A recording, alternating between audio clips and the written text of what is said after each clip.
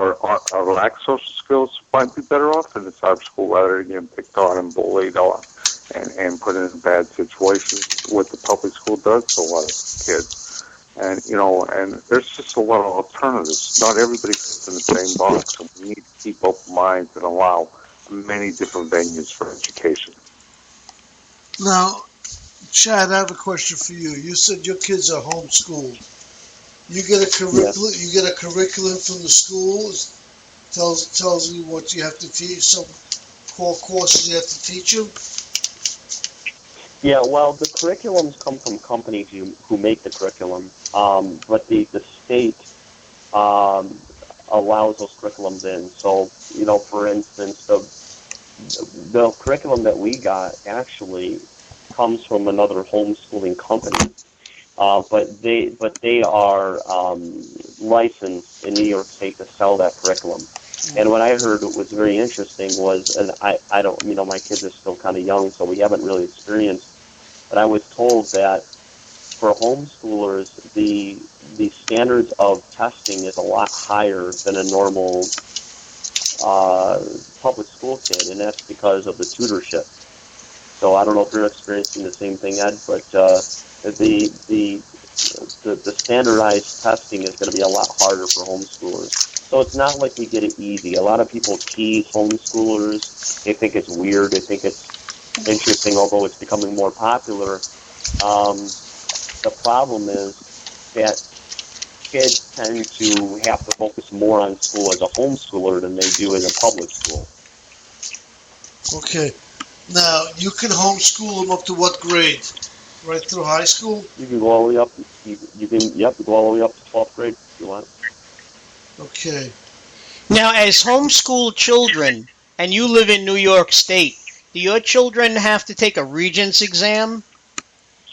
Yep, they got to do the Regents exam. They got to do their SATs. They got to do all that stuff. Okay. Okay, we have one more caller we'll take on real quick. Let's see who it is. Hello there. Who's on the line? Hello? Yep. Yeah, I just called in, so I'm just trying to catch up. So I'm just catching up on the conversation. And your name is? Naj. Excuse me? What'd you say? Wait, what is your name? Naj. Naz. Naj. Oh, Naj. Yep. Okay. I'm sorry. Yep. All right, Naj, unfortunately, you called in a little late. We're going to be going off We're going to be going off the air in about 10 minutes, but we are welcome to listen, and if you like what you hear, we're on the air Monday. Can I talk to Naj? Yeah, sure. Monday and Friday. I just want to make sure he knows that. Okay, go ahead, Mark. Okay, cool, man. Chad, go ahead. Hey, Naj, how you doing, bro? I'm good, man. How are y'all? Well, really good, real good. I'm Chad. I'm not part of this radio program, but I'm a regular guest on his Friday show, Mark and Felix's show.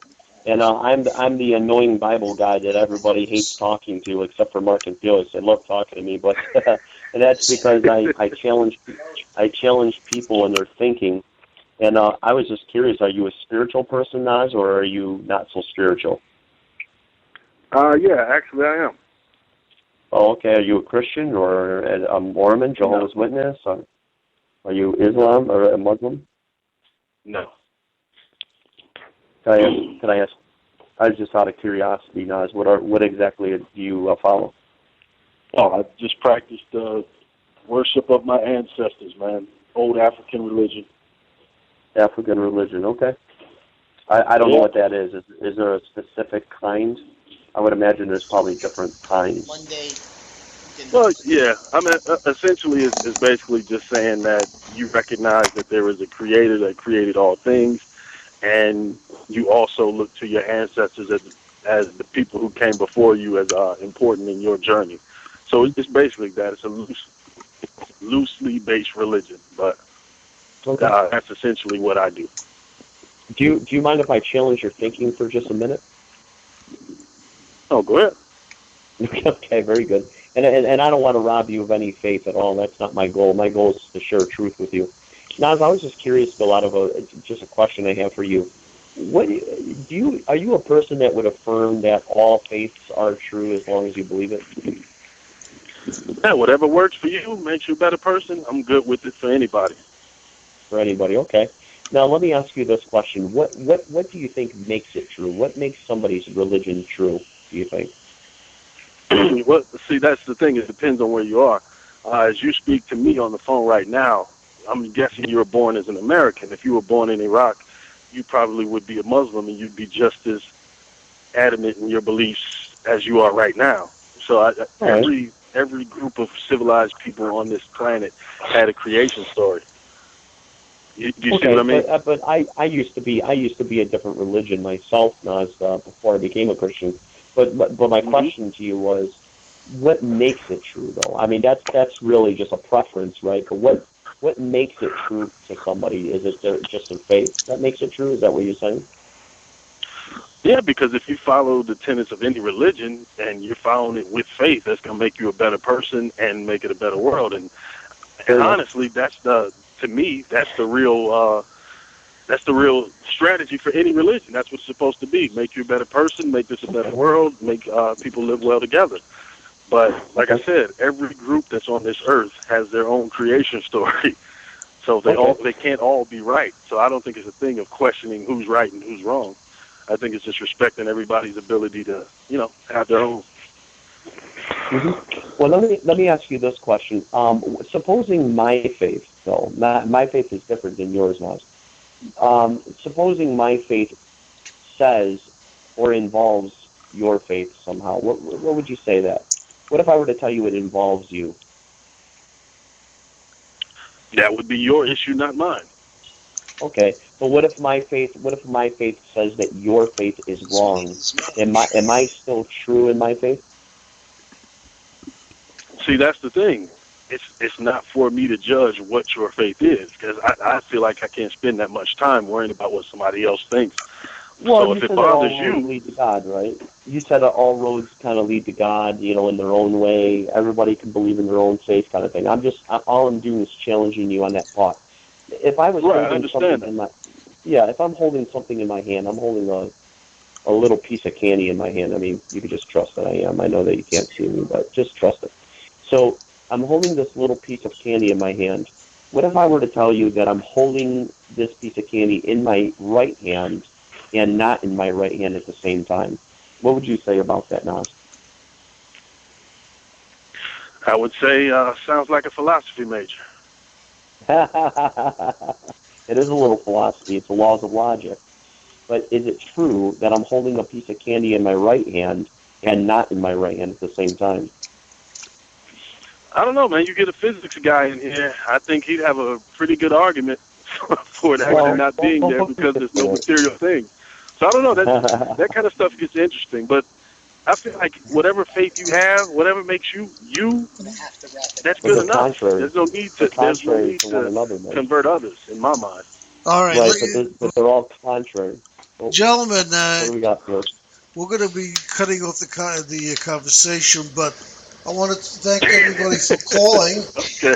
Especially you. We just go off at the 11 o'clock. Unfortunately, we only have 2 hours in the show. But we'd love to have everybody call back Mondays and Fridays at 9 o'clock.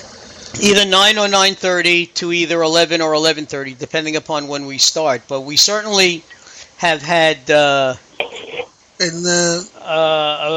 very good exchange here of ideas, thoughts, discussions, and you're all invited back again. You're from Atlanta, right? Yeah, I'm in Atlanta. Okay. Yeah, but I agree with you. All the religions can't be right. Naj, did you go to Emory? No. I had to ask that question. I did not receive that high level of education. I had to ask that question, that's all. I apologize. No, but that's all right. Your degree is from the School of Hard Knocks and Life. So no, but I like what you said. He knows that all the religions can't be right, but you just have to respect them, and you have. Well, that's what makes the world go round, basically. I mean, like you said, Muslim, Jew, and a Christian can't all be right. Well, that's what Chad believes. Yeah. You know, but everybody has their own opinion. Yeah. And I don't want to sound vulgar, gentlemen, but I'm going to say this, and I know you're going to start to laugh. I've said this before. Opinions are like assholes. Everybody has one. Okay? And I apologize if I insulted anybody by saying that, but basically that's true. And I think, actually, believe it or not, We lost Chad. of all the people to lose, huh? I don't know. Maybe he didn't like what I said. I know. Hey, all right, Ed. Ed, it was a pleasure. It was a real pleasure. Ed and Naj, thank you very much. And Naj, if you bless you all, no matter what religion you are. Same to you. Good night. Same to you. And I will say that if you enjoyed this little exchange, we could do it again Monday. Yeah, so you're all welcome back. You know, we're very open-minded on the topics, and we enjoy. Have a great weekend. Thank you. Good night. Good night now. All right, ladies and gentlemen, that was Naj and Ed. Naj and Ed. We had already lost Chad, unfortunately. I hope it was nothing that.